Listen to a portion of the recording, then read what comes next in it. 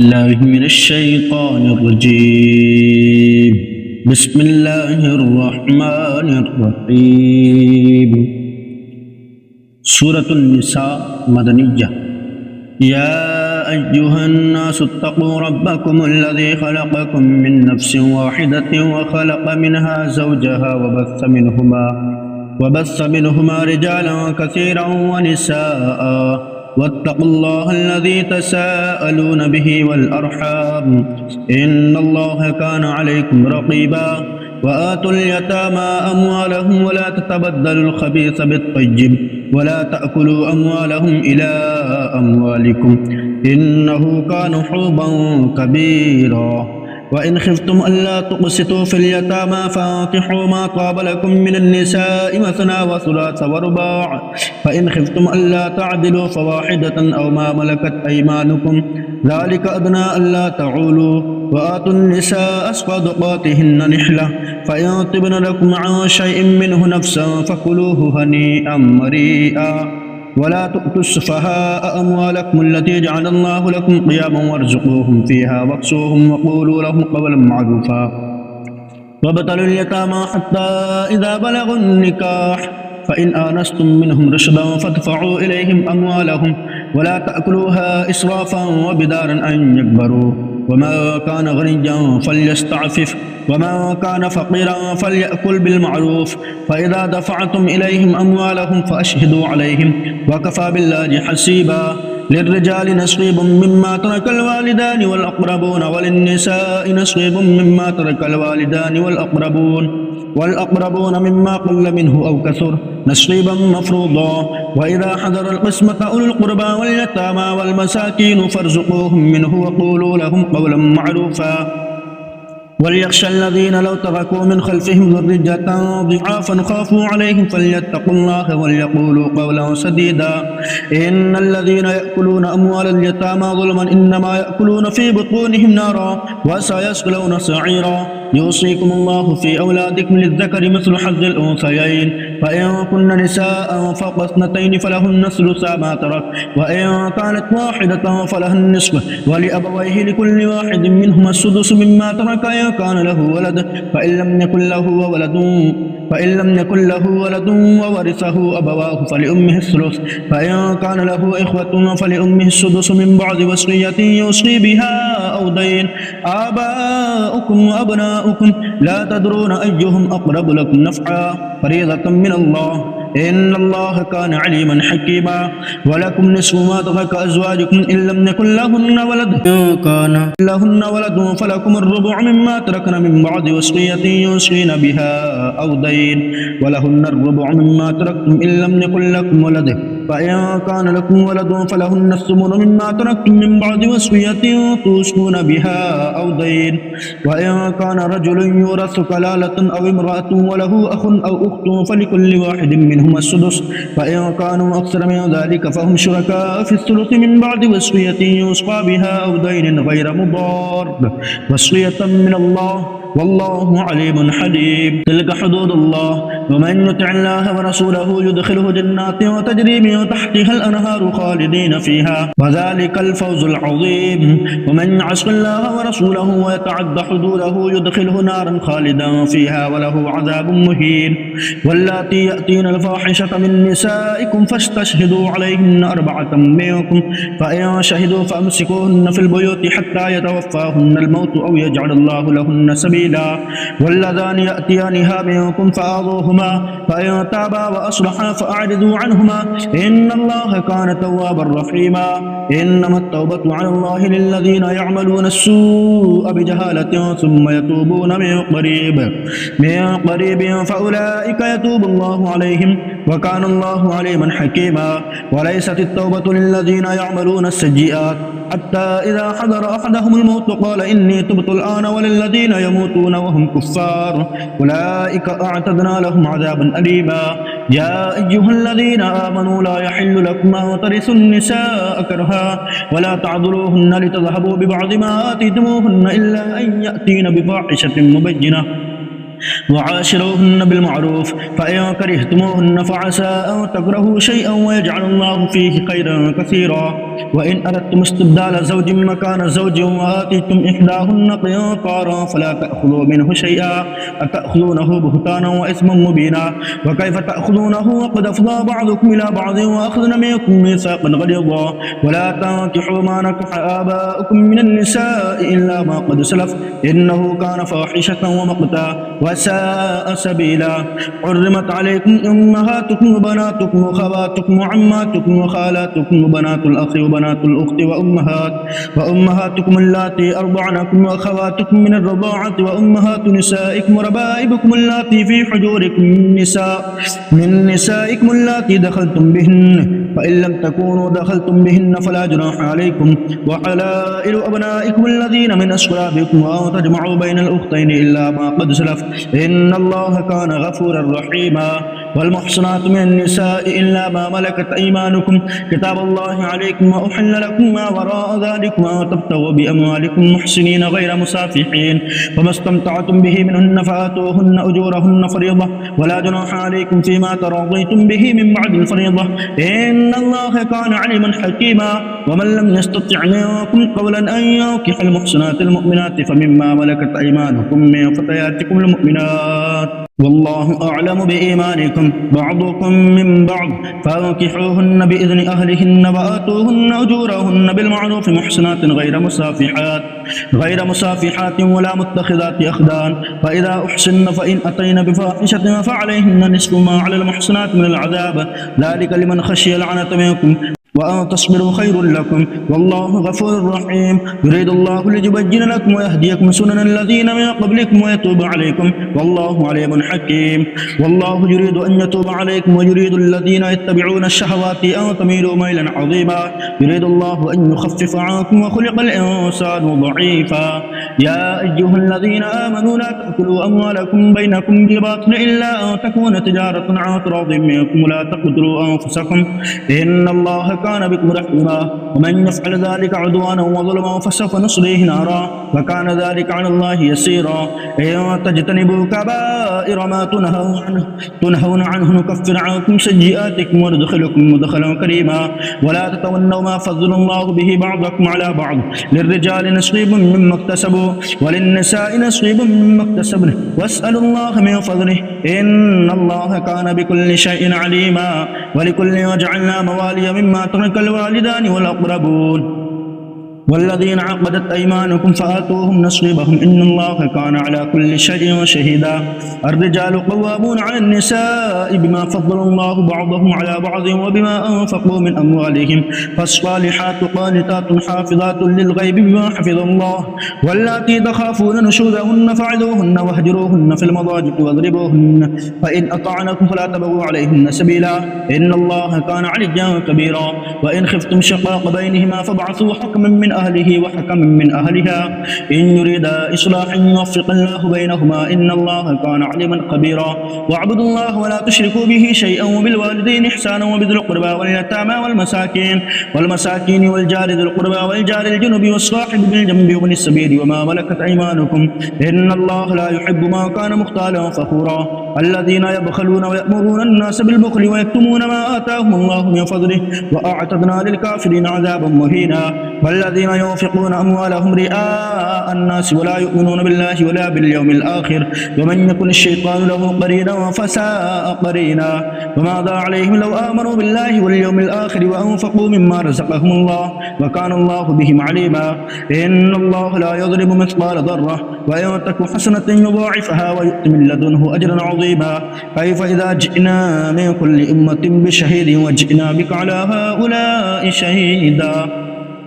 يومئذ يود الذين كفروا وعصوا الرسول لو تسوى بهم الأرض ولا يكتمون الله حديثا. يا أيها الذين آمنوا لا تقربوا الصلاة وأنتم سكارى حتى تعلموا ما تقولون ولا جنبا إلا عابري سبيل حتى تغتسلوا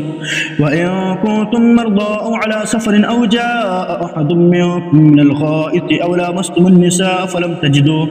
تجدوا ماء فتيمموا صعيدا طيبا فامسحوا بوجوهكم وأيديكم إن الله كان عفوا عدوا غفورا ألم تر إلى الذين أوتوا نصيبا من الكتاب يشترون الضلالة ويريدون أن تضلوا السبيل والله أعلم بأعدائكم وكفى بالله وليا وكفى بالله نصيرا من الذين هادوا يحرفون الكلم عن مواضعه ويقولون سمعنا وعصينا واسمع غير مسمع وراعنا لجا بألسنتهم طعنا في الدين ولو أنهم قالوا سمعنا وأطعنا واسمع وانظرنا لكان خيرا لهم وأقوم ولكن لعنهم الله بكفرهم فلا يؤمنون إلا قليلا يا أيها الذين أوتوا الكتاب آمنوا بما نزلنا مصدقا لما معكم من قبل أن نطمس وجوها فنردها على أدبارها أو نلعنهم كما لعنا أصحاب السبت وكان أمر الله مفعولا إن الله لا يغفر أن يشرك به ويغفر ما دون ذلك لمن يشاء ومن يشرك بالله فقد افترى إثما عظيما ألم تر إلى الذين يزكون أنفسهم بل الله يزكي من يشاء ولا يظلمون فتيلا انظر كيف يفترون على الله الكذب وكفى به إثما مبينا ألم تر إلى الذين أوتوا نصيبا من الكتاب يؤمنون بالجبت والطاغوت ويقولون للذين كفروا هؤلاء أهدى من الذين آمنوا سبيلا أولئك الذين لعنهم الله ومن يلعن الله فلا تجد له نصيرا أم لهم نصيب من الملك فإذا لا يؤتون الناس نقيرا أم يحسدون الناس على ما آتاهم الله من فضله فقد آتينا آل إبراهيم الكتاب والحكمة وآتيناهم ملكا عظيما فمنهم من آمن به ومنهم من صد عنه وكفى بجهنم سعيرا إن الذين كفروا بآياتنا سوف نصليهم نارا كلما نضجت جلودهم بدلناهم جلودا غيرها ليذوقوا العذاب إن الله كان عزيزا حكيما والذين آمنوا وعملوا الصالحات سندخلهم جنات تجري من تحتها الأنهار خالدين فيها أبدا لهم فيها أزواج مطهرة وندخلهم ظلا ظليلا إن الله يأمركم أن تؤدوا الأمانات إلى أهلها وإذا حكمتم بين الناس أن تحكموا بالعدل إن الله نعم ما يعظكم به إن الله كان سميعا بصيرا يا أيها الذين آمنوا أطيعوا الله وأطيعوا الرسول وأولي الأمر منكم فإن تنازعتم في شيء فردوه إلى الله والرسول إن كنتم تؤمنون بالله واليوم الآخر ذلك خير وأحسن تأويلا ألم تر إلى الذين يزعمون أنهم آمنوا بما أنزل إليك وما أنزل من قبلك يريدون أن يتحاكموا إلى الطاغوت وقد أمروا أن يكفروا به ويريد الشيطان أن يضلهم ضلالا بعيدا وإذا قيل لهم تعالوا إلى ما أنزل الله وإلى الرسول رأيت المنافقين يصدون عنك صدودا فكيف إذا أصابتهم مصيبة بما قدمت أيديهم ثم جاءوك يحلفون بالله إن أردنا إلا إحسانا وتوفيقا أولئك الذين يعلم الله ما في قلوبهم فأعرض عنهم وعظهم وقل لهم في أنفسهم قولا بليغا وما أرسلنا من رسول إلا ليطاع بإذن الله ولو أنهم إذ ظلموا أنفسهم جاءوك فاستغفروا الله واستغفر لهم الرسول لوجدوا الله توابا رحيما فلا وربك لا يؤمنون حتى يحكموك فيما شجر بينهم ثم لا يجدوا في أنفسهم حرجا مما قضيت ويسلموا تسليما ولو أنا كتبنا عليهم أن اقتلوا أنفسكم أو اخرجوا من دياركم ما فعلوه إلا قليل منهم ولو أنهم فعلوا ما يوعظون به لكان خيرا لهم وأشد تثبيتا وإذا لآتيناهم من لدنا أجرا عظيما ولهديناهم صراطا مستقيما ومن يطع الله والرسول فأولئك مع الذين أنعم الله عليهم من النبيين والصديقين والشهداء والصالحين وحسن أولئك رفيقا ذلك الفضل من الله وكفى بالله عليما يا أيها الذين آمنوا خذوا حذركم فانفروا ثبات أو ينفروا جميعا وإن منكم لمن ليبطئن فإن أصابتكم مصيبة قال قد أنعم الله علي إذ لم أكن معهم شهيدا ولئن أصابكم فضل من الله ليقولن كأن لم تكن بينكم وبينه مودة يا ليتني كنت معهم فأفوز فوزا عظيما فليقاتل في سبيل الله الذين يشرون الحياة الدنيا بالآخرة ومن يقاتل في سبيل الله فليقتل أو يغلب فسوف نؤتيه أجرا عظيما وما لكم لا تقاتلون في سبيل الله والمستضعفين من الرجال والنساء والبلدان الذين يقولون ربنا أخرجنا من هذه القرية الظالم أهلها واجعل لنا من لدنك وليا واجعل لنا من لدنك نصيرا الذين آمنوا يقاتلون في سبيل الله والذين كفروا يقاتلون في سبيل الطاغوت فقاتلوا أولياء الشيطان إن كيد الشيطان كان ضعيفا ألم تر إلى الذين قيل لهم كفوا أيديكم وقيموا الصلاة وآتوا الزكاة فلما كتب عليهم القتال إذا فريق منهم يخشون الناس كخشية الله أو أشد خشية وقالوا ربنا لما كتبت علينا القتال لولا أخرتنا إلى أجل قريب قل متاع الدنيا قليل والآخرة خير لمن اتقى ولا تظلمون فتيلا أينما تكونوا يدرككم الموت ولو كنتم في بروج مشجدة وإن تصبهم حسنة يقولوا هذه من عند الله وإن تصبهم سيئة يقولوا هذه من عندك قل كل من عند الله فما لهؤلاء القوم لا يكادون يفقهون حديثا ما أصابك من حسنة فمن الله وما أصابك من سيئة فمن نفسك وأرسلناك للناس رسولا وكفى بالله شهيدا من يطع الرسول فقد أطاع الله ومن تولى فما أرسلناك عليهم حفيظا ويقولون طاعة فإذا برزوا من عندك بيتت طائفة منهم غير الذي تقول والله يكتب ما يبجتون فأعرض عنهم وتوكل على الله وكفى بالله وكيلا أفلا يتدبرون القرآن ولو كان من عند غير الله لوجدوا فيه اختلافا كثيرا وإذا جاءهم أمر من الأمن أو الخوف أضاعوا به ولو ردوه إلى الرسول وإلى أولي الأمر منهم لعلمه الذين يستنبطونه منهم ولولا فضل الله عليكم ورحمته لاتبعتم الشيطان إلا قليلا فقاتل في سبيل الله لا تكلف إلا نفسك وحرض المؤمنين عسى الله أن يكف بأس الذين كفروا والله أشد بأسا وأشد تنكيلا من يشفع شفاعة حسنة يكن له نصيب منها ومن يشفع شفاعة سيئة يكن له كفل منها وكان الله على كل شيء مقيتا وإذا حجيتم بتحية فحيوا بأحسن منها أو ردوها إن الله كان على كل شيء حسيبا الله لا إله إلا هو لا يجمعنكم إلى يوم القيامة لا ريب فيه ومن أصدق من الله حديثا فما لكم في المنافقين فئتين والله أركسهم بما كسبوا أتريدون أن تهدوا من أضل الله ومن يضلل الله فلا تجد له سبيلا ودوا لو تكفرون كما كفروا فتكونون سواء فلا تتخذوا منهم أولياء حتى يهاجروا في سبيل الله فإن تولوا فخذوهم وقتلوهم حيث وجدتموهم ولا تتخذوا منهم وليا ولا نصيرا إلا الذين يصلون إلى قوم بينكم وبينهم ميثاق أو جاءوكم حصرت صدورهم أن يقاتلوكم أو يقاتلوا قومهم ولو شاء الله لسلطهم عليكم فلقاتلوكم وإن اعتزلوكم فلم يقاتلوكم والقوا إليكم السلام فما جعل الله لكم عليهم سبيلا ستجدون آخرين يريدون أن يأمنوكم ويأمنوا قومهم كلما ردوا إلى الفتنة أركسوا فيها فإن لم يعتزلوكم ويلقوا إليكم السلام ويكفوا أيديهم فخذوهم وقتلوهم حيث ثقفتموهم فأولئكم جعلنا لكم عليهم سلطانا مبينا وما كان لمؤمن أن يقتل مؤمنا إلا خطأ وما قتل مؤمنا خطأ فتحرير رقبة مؤمنة ودية مسلمة إلى أهله إلا أن يصدقوا فإن كان من قوم عدو لكم وهو مؤمن فتحرير رقبة مؤمنة وإن كان من قوم بينكم وبينهم ميثاق فدية مسلمة إلى أهله وتحرير رقبة مؤمنة فمن لم يجد فصيام شهرين متتابعين توبة من الله وكان الله عليما حكيما ومن يقتل مؤمنا متعمدا فجزاؤه جهنم خالدا فيها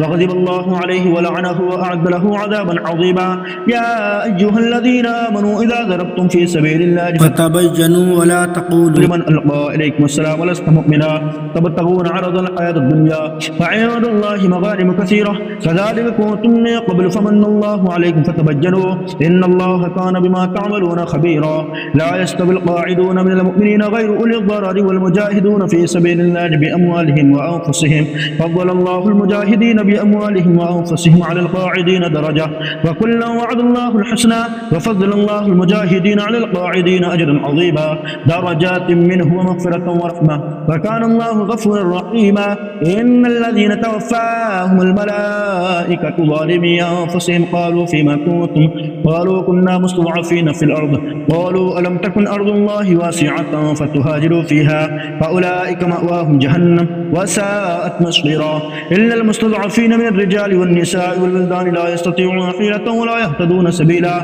فأولئك عسى الله أن يعفو عنهم وكان الله عفوا غفورا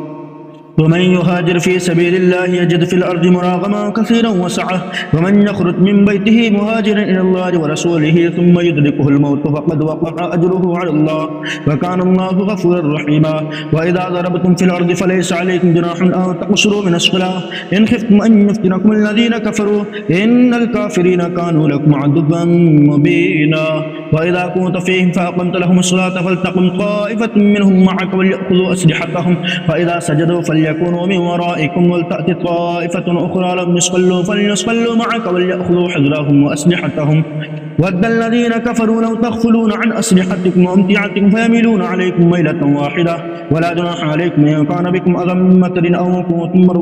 أو كنتم مرضى أن تضعوا أسلحتكم وخذوا حذركم إن الله أعد للكافرين عذابا مهينا فإذا قضيتم الصلاة فاذكروا الله قياما وقعودا وعلى جنوبكم فإذا اطمأننتم فأقيموا الصلاة إن الصلاة كانت على المؤمنين كتابا موقوتا ولا تهنوا في ابتغاء القوم إن تكونوا تعلمون فإنهم يعلمون كما تعلمون وترجون من الله ما لا يرجون وكان الله عليما حكيما إنا أنزلنا إليك الكتاب بالحق لتحكم بين الناس بما أراك الله ولا تكن للخائنين خصيما واستغفر الله إن الله كان غفورا رحيما ولا تجادل عن الذين يختانون أنفسهم إن الله لا يحب ما كان خوانا أثيما يستخفون من الناس ولا يستخفون من الله وهو معهم إذ يبجتون ما لا يرضى من القول وكان الله بما يعملون محيطا ها أنتم هؤلاء جادلتم عنهم في الحياة الدنيا ومن يجادل الله عنهم يوم القيامة أم من يكون عليهم وكيلا ومن يعمل سوءا أو يظلم نفسه ثم يستغفر الله يجد الله غفورا رحيما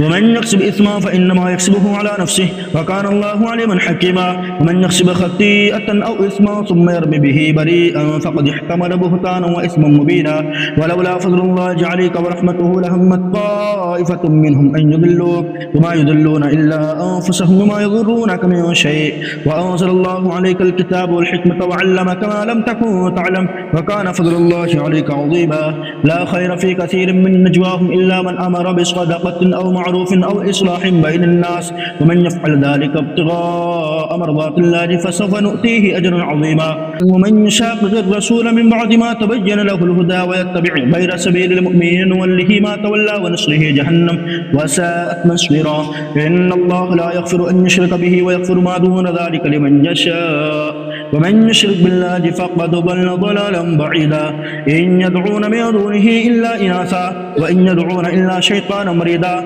لعنه الله وقال لأتخذن من عبادك نصيبا مفروضا ولأذلنهم ولأمنينهم ولآمرنهم فليبتكن آذان الأنعام ولآمرنهم فليغيرن خلق الله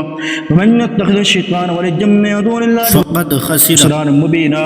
يعدهم ويمنيهم وما يعدهم الشيطان إلا غرورا أولئك مأواهم جهنم ولا يجدون عنها محيصا والذين آمنوا وعملوا الصالحات سندخلهم جنات تجري من تحتها الأنهار خالدين فيها أبدا وعد الله حقا ومن أصدق من الله قيلا ليس بأمانيكم ولا أماني أهل الكتاب من يعمل سوءا يجز به ولا يجد له من دون الله وليا ولا نصيرا من يعمل من الصالحات من ذكر أو أنثى وهو مؤمن فأولئك يدخلون الجنة ولا يظلمون نقيرا ومن أحسن دينا ممن أسلم وجهه لله وهو محسن واتبع ملة إبراهيم حنيفا واتخذ الله إبراهيم خليلا ولله ما في السماوات وما في الأرض كان الله بكل شيء محيطا ويستفتونك في النساء قل الله يفتيكم فيهن وما يتلى عليكم في الكتاب في يتامى النساء اللاتي لا تؤتونهن ما كتب لهن وترغبون أن تنكحوهن والمستضعفين من البلدان وأن تقوموا لليتامى بالقسط وما تفعلوا من خير فإن الله كان به عليما وإن امرأة خافت من بعلها نشوزا أو إعراضا فلا جناح عليهما أن يصلحا بينهما صلحا والصلح خير وأحضرت الأنفس الشح وإن تحسنوا وتتقوا فإن الله كان بما تعملون خبيرا ولو تستطيعوا أن تعدلوا بين النساء ولو حرصتم فلا تميلوا كل الميل فتذروها كالمعلقة وإن تصلحوا وتتقوا فإن الله كان غفورا رحيما وإن يتفرقا يغني الله كلا من سعته وكان الله واسعا حكيما ولله ما في السماوات وما في الأرض ولقد وصينا الذين أوتوا الكتاب من قبلكم وإياكم أن اتقوا الله وإن تكفروا فإن لله ولله ما في السماوات وما في الأرض وكان الله غنيا حميدا ولله ما في السماوات وما في الأرض وكفى بالله وكيلا إن يشأ يذهبكم أيها الناس ويأت بآخرين وكان الله على ذلك قديرا ما كان يريد ثواب الدنيا فعند الله ثواب الدنيا والآخرة وكان الله سميعا بصيرا يا أيها الذين آمنوا كونوا قوامين بالقسط شهداء لله ولو على أنفسهم أو الوالدين والأقربين إن يكن غنيا أو فقيرا فالله أولى بهما فلا تتبعوا الهوى أن تعدلوا وإن تلبوا أو تعرضوا فإن الله كان بما تعملون خبيرا يا أيها الذين آمنوا بالله ورسوله والكتاب الذي نزل على رسوله والكتاب الذي أنزل من قبله ومن يكفر بالله وملائكته وكتبه ورسله واليوم الآخر فقد ضل ضلالا بعيدا إن الذين آمنوا ثم كفروا ثم آمنوا ثم كفروا ثم ازدادوا كفرا لم يكن الله ليغفر لهم ولا ليهديهم سبيلا بشر المنافقين بأن لهم عذابا أليما الذين يتخذون الكافرين أولياء من دون المؤمنين أيبتغون عندهم العزة فإن العزة لله جميعا وقد نزل عليكم في الكتاب أن إذا سمعتم آيات الله يكفر بها ويستهزأ بها فلا تقعدوا معهم حتى يخوضوا في حديث غيره إنكم إذا مثلهم إن الله جامع المنافقين والكافرين في جهنم جميعا الذين يتربصون بكم فإن كان لكم فتح من الله قالوا ألم نكن معكم وإن كان للكافرين نصيب قالوا ألم نستحوذ عليكم ونمنعكم من المؤمنين فالله يحكم بينكم يوم القيامة ولن يجعل الله للكافرين على المؤمنين سبيلا إن المنافقين يخادعون الله وهو خادعهم وإذا قاموا إلى الصلاة قاموا كسالى يراءون الناس ولا يذكرون الله إلا قليلا مذبذبين بين ذلك لا إله هؤلاء ولا إله هؤلاء ومن يضلل الله فلا تجد له سبيلا يا أيها الذين آمنوا لا تتخذوا الكافرين أولياء من دون المؤمنين أتريدون أن تجعلوا لله عليكم سلطانا مبينا إن المنافقين في الدرك الأسفل من النار ولا تجد لهم نصيرا إلا الذين تابوا وأصلحوا واعتصموا بالله وأخلصوا دينهم لله فأولئك مع المؤمنين وسوف يؤتي الله المؤمنين أجرا عظيما ما يفعل الله بعذابكم إن شكرتم وآمنتم وكان الله شاكرا عليما لا يحب الله الجهر بالسوء من القول إلا من ظلم وكان الله سميعا عليما إن تبدوا خيرا أو تخفوه أو تعفوا عن سوء فإن الله كان عفوا قديرا إن الذين يكفرون بالله ورسله ويريدون أن يفرقوا بين الله ورسله ويقولون نؤمن ببعض ونكفر ببعض ويريدون أن يتخذوا بين ذلك سبيلا أولئك هم الكافرون حقا وأعتدنا للكافرين عذابا مهينا والذين آمنوا بالله ورسله ولم يفرقوا بين أحد منهم أولئك سوف يؤتيهم أجورهم وكان الله غفورا رحيما يسألك أهل الكتاب أن تنزل عليهم كتابا من السماء فقد سألوا موسى أكبر من ذلك فقالوا أرنا الله جهرة فأخذتهم الصاعقة بظلمهم ثم اتخذوا العجل من بعد ما جاءتهم البينات فعفونا عن ذلك وآتينا موسى سلطانا مبينا ورفعنا فوقهم الطور بميثاقهم وقلنا لهم ادخلوا الباب سجدا وقلنا لهم لا تعدوا في السبت وأخذنا منهم ميثاقا غليظا وبما نقضهم ميثاقهم وكفرهم بآيات الله وقتلهم الأنبياء بغير حق وقولهم قلوبنا غلفة بل طبع الله عليها بكفرهم فلا يؤمنون إلا قليلا